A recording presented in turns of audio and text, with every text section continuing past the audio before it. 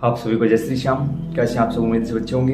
प्रेमियों, आज की इस वीडियो में बात करेंगे कि अगर यह लक्षण दिखाई दें तो समझ जाना बाबा श्याम ने आपकी परीक्षा लेनी शुरू कर दी है। सावधानी पूर्वक सुनिएगा, एक एक बात को आपके जीवन में काम आने वाली बात आप लोगों को बताई जा रही है। आप जिस भी देवी देवता को अपना इष्ट मानकर पूजा करते हो, अगर यह लक्षण दिखाई दे तो समझ लेना आपके उस इष्ट ने आपकी परीक्षा लेनी शुरू कर दी है। कैसे होती है परीक्षा, क्या होती है परीक्षा? जब आप किसी भगवान का नाम ही नहीं लेते, पूजा ही नहीं करते, सिर्फ अपने काम से काम रखते हो, तो कोई भी देवी देवता आपकी परीक्षा नहीं लेता। परीक्षाएं कब ली जाती हैं? परीक्षाएं विद्यार्थियों की ही होती है। जो स्कूल जाते हैं उन्हीं की तो परीक्षा होती है। जो कभी स्कूल गए ही नहीं उनकी कैसी परीक्षा? सेम थ्योरी यहाँ भी अप्लाई होती है। जब कोई भी व्यक्ति, चाहे वो किसी भी धर्म जाति संप्रदाय से संबंध रखता हो, जब वो किसी भी देवी देवता के नजदीक जाने लगता है तो वो देवी देवता परखते हैं कि क्या यह शरीर, क्या यह बच्चा हमारे लायक है। अगर लायक है तो ही वो उसका चुनाव करते हैं, अन्यथा उसको छोड़ देते हैं। तो जब हम माया को छोड़कर मायापति के नजदीक जाने की कोशिश करते हैं तो माया हमारी परीक्षा लेती है, और माया के रूप में खुद भगवान ही हमारी परीक्षाएं लेनी शुरू कर देते हैं। सबसे पहले क्या संकेत मिलता है? जब आप निरंतर पूजा करते रहते हो, मान के चलो आप बाबा श्याम की पूजा करते हो, निरंतर पूजा करते जा रहे हो, तो धीरे धीरे आप गरीब होना शुरू हो जाओगे, गरीबी की तरफ चलते जाओगे। आपको लगेगा कि यार मैं तो दिन रात पूजा कर रहा हूँ, दिन रात रो रहा हूँ, यहाँ बाबा सुनने की बजाय मेरा तो काम रुकवा दिया बाबा ने।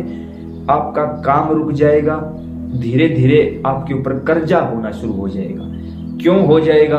क्योंकि भगवान देखना चाहते हैं कि आप कितने मजबूत हो। भगवान को खुद बाबा श्याम परीक्षा देकर यहाँ तक पहुंचे हैं। कौन सी परीक्षा, कितनी परीक्षा? बाबा श्याम से पहली परीक्षा ली गई, पत्ते भिदवाए गए। बर्बरीक ने परीक्षा दी, शस्त्र परीक्षा में पास हुए बर्बरीक। दूसरी परीक्षा, शीश का दान मांगा गया, छल की परीक्षा। बर्बरीक ने वो परीक्षा भी दी, शीश का दान दिया, बर्बरीक से श्याम कहलाई।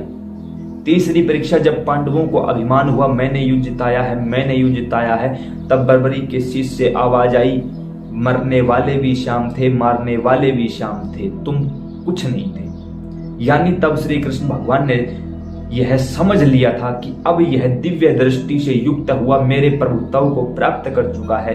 अब मुझ में और इसमें कोई फर्क नहीं है, कोई अंतर नहीं है। उस समय के बाद स्वयं श्री नारायण भगवान ने बर्बरीक को अपना सर्वस्व, अपनी कलाएं, अपनी विद्याएं, अपना नाम और अपने नाम से पूजे जाने का आशीर्वाद और वरदान दे दिया था। ठीक उसी प्रकार जब कोई भी जीवात्मा भगवान के नजदीक, कोई भी शरीर भगवान के नजदीक, कोई भी प्रेमी भगवान के नजदीक जाता है तो उस देवी देवता को उसका परीक्षा लेने का अधिकार होता है। क्यों होता है? क्योंकि हम सबको हर एक प्रकार के सुख दुख में तपाकर ही वहां तक ले जाया जाता है, और फिर ही हम अपनी परीक्षा में खरे उतरते हैं, फिर ही हम भगवान के नजदीक जाने के लायक होते हैं। आप एक बार चले जाओ मंदिर, कुछ भी मांग लेना, तुरंत मिल जाएगा। 2 बार 10 बार जाओ, जितनी बार जाओगे कुछ भी मांग लेना, मिल जाएगा, पक्का मिलेगा। क्यों? भगवान चाहते हैं कि कोई मुझसे कुछ भी मांग ले, मैं उसको दे दूं और साइड में रखूं। लेकिन जो प्रेमी इन बातों से ऊपर उठकर भगवान के दरबार से भगवान को ही मांग लेते हैं, फिर भगवान टेंशन में पड़ जाते हैं कि यार इसने तो मुझसे मुझी को मांग लिया, अब मुझ में और इसमें कोई फर्क नहीं रहेगा, तो एक बार देख तो लूं क्या ये मेरे लायक भी है या नहीं है।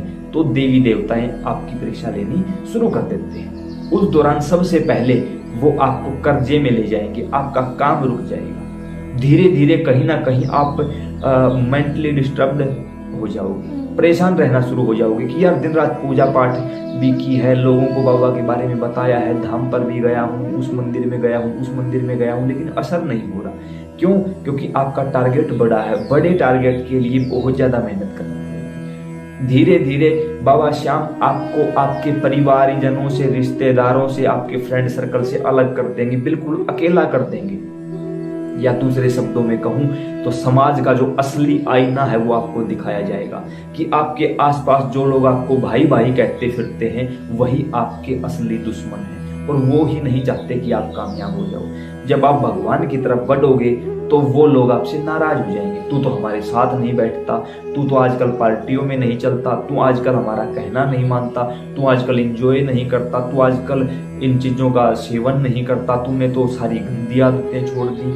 वो फ्रेंड सर्कल छूट जाएगा, रिश्तेदारी, परिवारजन सब कुछ छूट जाएगा। क्यों? क्योंकि इस रास्ते पर हमें अकेला चलना होता है, कोई दूसरा नहीं चलवाता। और जब हमारे गुरु भी इस चीज को देखते हैं कि बच्चा आगे चल रहा है, तो गुरुजन भी परीक्षा लेना शुरू कर देते हैं, यानी डबल अटैक। उसके साथ आपका काम बंद पड़ जाएगा, नीचे आ जाएगा, कर्जा होने लगेगा, शरीर में रोग लगने शुरू हो जाएंगे। आपको लगेगा यार ये हो क्या रहा है मेरे साथ, ये सब चल क्या रहा है। जबकि वास्तविकता ये होती है कि भगवान आपको समाज का चेहरा भी दिखाना चाहते हैं, उसके साथ साथ आपकी हर एक प्रकार से परीक्षा लेकर आपको उस अग्नि में तपाकर पूर्ण रूप से कुंदन बनाना चाहते हैं। भगवान पूर्ण रूप से शुद्ध करके अपने लायक बनाना चाहते हैं ठाकुर जी। इसलिए आपकी चारों तरफ से ये परीक्षाएं ली जा रही है। रात को सपन के माध्यम से आपको डरावने सपने आने शुरू हो जाएंगे। आपको लगेगा यार मैं तो पूजा करता हूँ फिर भी डरावने सपन क्यों आते हैं। रात को अगर आप महिला हो तो नग्न पुरुष दिखाई देगा, पुरुष हो तो नग्न महिलाएं दिखाई देंगी, ताकि किसी भी प्रकार से आपका ब्रह्मचर्य खंडित किया जा सके, ताकि किसी भी प्रकार से आपको डरा धमका के वापस भेज दिया जाए कि वापस चले जाओ भाई, आगे इस रास्ते पर बहुत खतरा है।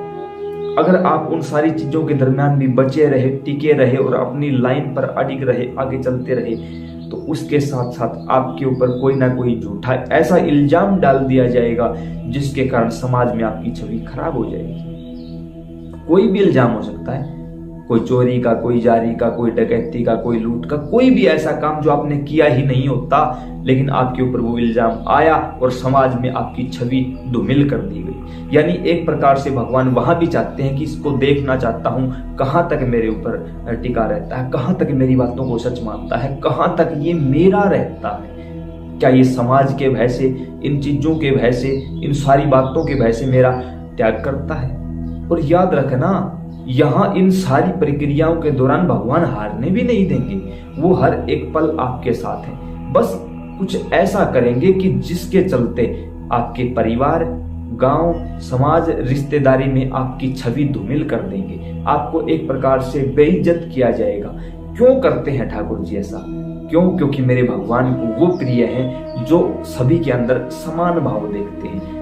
उन सारी चीजों के चलते आपको संसार का वास्तविक आईना दिखाई देगा, संसार की सारी बातें समझ आएंगी और धीरे धीरे आप अपने आप को ये देख पाओगे कि मैं कितना जल सकता हूँ, कितना तप कर सकता हूँ, कितना तपनिष्ठ हूँ और कितना भगवान की भक्ति मेरे अंदर अंदर कूट कूट के भरी जा चुकी है, कितना ठाकुर जी मुझको चाहते हैं। और यह आप सभी के साथ नहीं, सभी के साथ हुआ है, हो रहा है, आगे भी होगा।